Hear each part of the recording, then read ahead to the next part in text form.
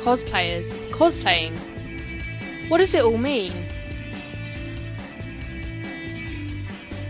The act of cosplay is something that has blown up in the last 10 years to something which was niche to now a rather mainstream activity.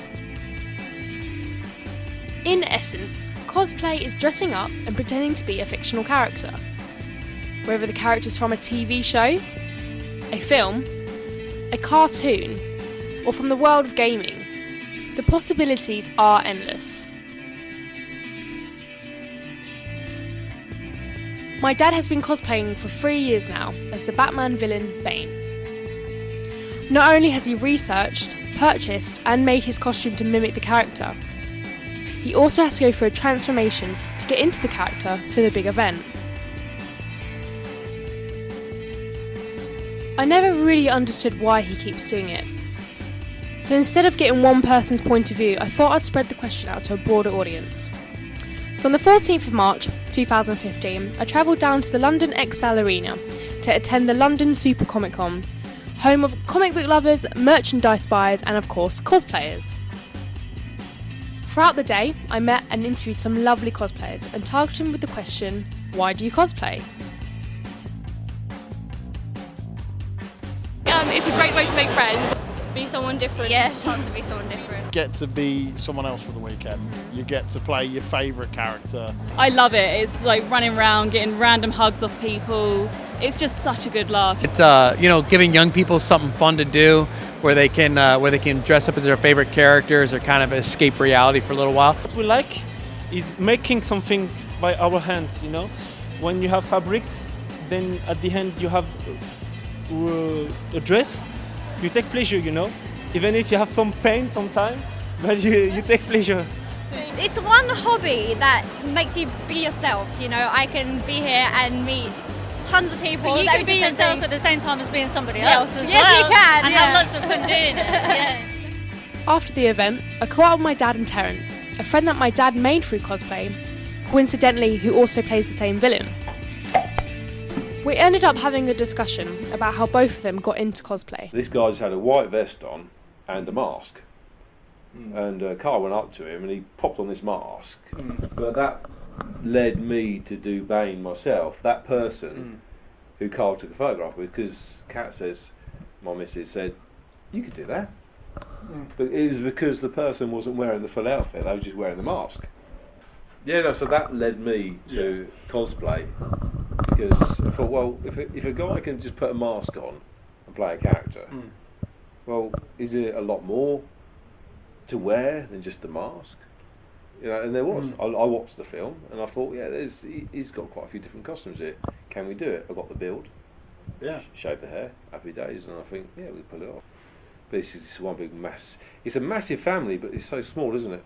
Yeah. It's a massive family of people cosplaying. It's very social. Yeah. In the sense, and a very accepting group. Well, yeah. In certain circles, it has its own dark side, unfortunately. Yeah. Yeah. Like anything, but the majority is you've got an instant icebreaker because someone knows who you are before they know who you are. If you know what I mean. Yeah. So like, oh my god, that's awesome! You're Bane. They're like, yeah. And then when the mask comes off, then they'll talk to you and they'll find out your real name, who you are, where you're from. But you'll always meet up as characters, and you'll always have that instant bond, gel. Yeah. Straight away, you're all together. You're all doing the same thing. You're all having fun. I mean, just this year we met a fellow called James, dressed up as Batman. There I am, dressed as Bane. Immediate people are like, oh, can we get a photo? Can we get a photo? Because Dark Knight Rises is still fresh in people's minds. It's only been like a couple of years since the film was out. Very fresh in people's minds. So as soon as they see Batman and Bane together, instant recognition. Straight away, we're working together doing fight poses. From that weekend, that guy is now a member of our cosplay group. Quite an active member, contributes quite a lot, and I message him all the time about our plans for the next convention. Yeah. And we've got a lot based around Batman and Bane because we know we can do so much with it, and it brings so many more people into the fold that way as well. Like I say, instant icebreaker. Someone is nervous, they see you two really confident. You're like, yeah, come join us, come hang out with us. By the end of the weekend, And they'll go like, oh yeah, I've got an idea for this costume, that costume. They suddenly, their confidence has gone through the roof just by meeting 2 other people dressed in a costume. Yeah. That's one reason why I really enjoy doing it. I've always loved certain characters, always had the aspiration to, I've put on a lot of weight. These characters are often quite physically strong. I used to be like that. So it's a goal as well, to get yourself back to that stage so that you can... It's like upgrading the outfit in a way. I'm upgrading myself to go with the outfit so that you're close to what you enjoy. And because I did my fun impression of Bane, people were like, oh, you should do it. And it's like, why not? Do you find in cosplay, I do as well, you get different levels, isn't it? There's like level 100, which is up there, which is so close to the real character in the film or the comic or the video game. And then you got the guy with the box on his head. Yeah. Who thinks he's a stormtrooper. Yeah. It's from one extreme to another, but I think they've all got the same ethos and the same feeling, which is they're all having fun. Yes. That is the primary, or it should be the primary for all of it, to me, is the fun part. You can spend thousands of pounds making it perfectly movie accurate. Yeah. If you really want to. I've got no problem with that. At the same time, I don't have a problem with the guy who's got the, the plastic vest with the muscle shape in it. Yeah. That's what he wants to wear.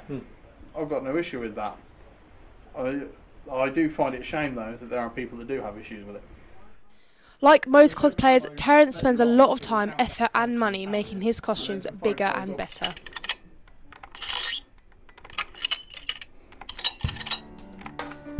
Before researching into the subject, I didn't actually realise how much effort and time it took to make a simple costume. You have the fabrics, the glue, the sewing machine, the measurements and the time and money spent just to make something wearable. The cosplayers I spoke to emphasise this, especially those who really look the part. It took about 4 or 5 months to put together in total, but I work at the same time, so. I've been working on it for just about a month, and it's the first time I've used, first time I've made armour or sewn anything really. Okay, so you say it's honest, I have bits from all over, so my staff I made, and it took me, all in all, probably a couple of months getting all things together. I'm a sort of bit of a cosplay cheat in the respect, whereas I had my costume made for me in America by a guy who actually makes costumes for drag artists. Well, all of this is sort of like thrown together with different like leather coats, DIY bits and bobs, motorcycle jeans, toe caps, builder boots, all that stuff, So, and most of the stuff like leather coats you can go into any store. They're a little bit expensive, but worth it. Yeah, definitely worth it. Just walking around it alone, we get, by the end of the day, we're absolutely knackered. We got up about 4:30, so Close it. Then they have to trim it to fit, and they have to strap it all together, get undersuits, get fans in their helmets because it's hot, gets the little speakers that allow them to talk in the right stormtrooper voice. So it can take several months. Somebody did a Boba Fett, it took them 3 years. This is actually the quickest outfit I think I've ever made. It was a month and a half it took, and a lot of hand painting. And it was a pain in the ass. I think that would be Batman. Batman would be my thing. I would want the full, authentic, the whole thing, man. This only took about 2 to 3 days. Not long. There's not much of it to make, to be honest. It was very short. I did only in 3 days, and Hurt was about 100 hours. once before and it fell apart. So, but this is like the second round, half new and half old. It took about 2 weeks, but just the evenings of 2 weeks. So. Without actually realising until the day I arrived at the convention, famous TV and radio presenter Jonathan Ross was around on the day to promote his new comic book, Revenge. In the morning, I approached his management team and asked if I could ask Jonathan some questions on camera. They told me to come back later and have a one-on-one interview with him. With this in mind, I suddenly felt very nervous as I was about to interview the biggest interviewer in the UK. This is what Jonathan Ross thinks about cosplay.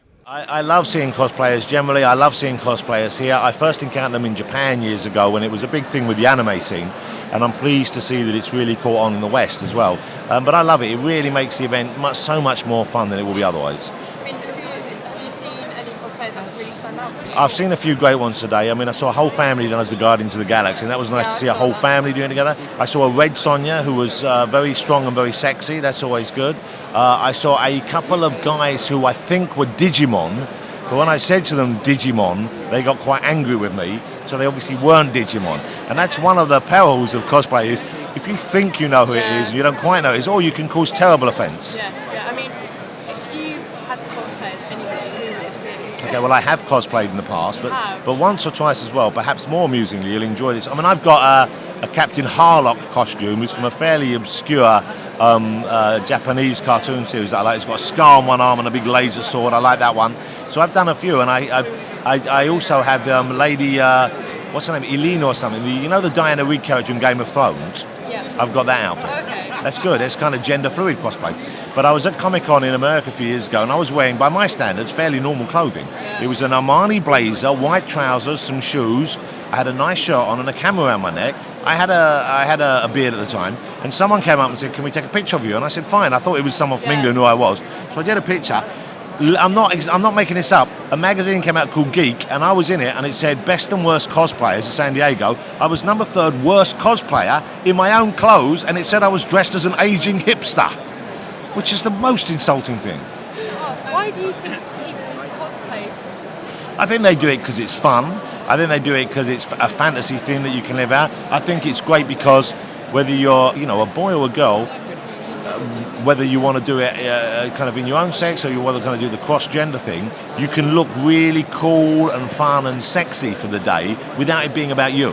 And if you're someone who maybe isn't that confident about the way they look normally or maybe doesn't feel they have a personal style, suddenly you can come here and you're Star-Lord or you're, I mean, you got my dad here who dressed up as Bane. I thought he was a homeless guy.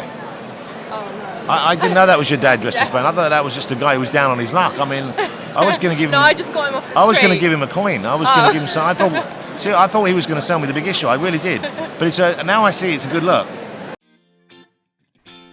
So, reflecting back on my day at the convention, I noticed there was a recurring theme to the answers to the questions I was asking. People cosplay because it's fun and enjoyable. Wow.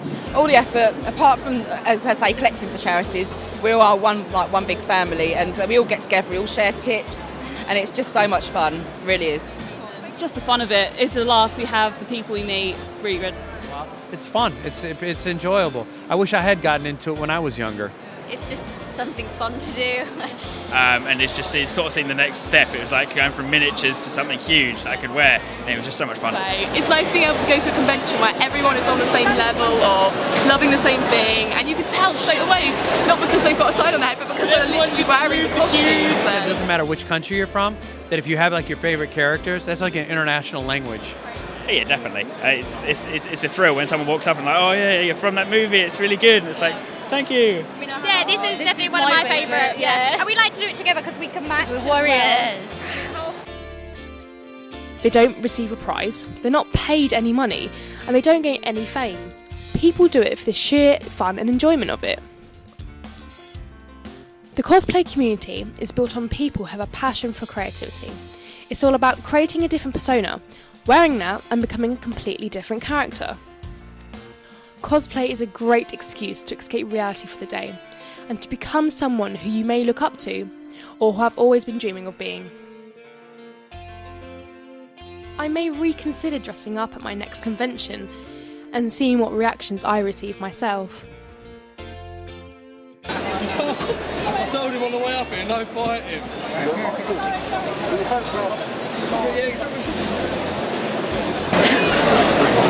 No.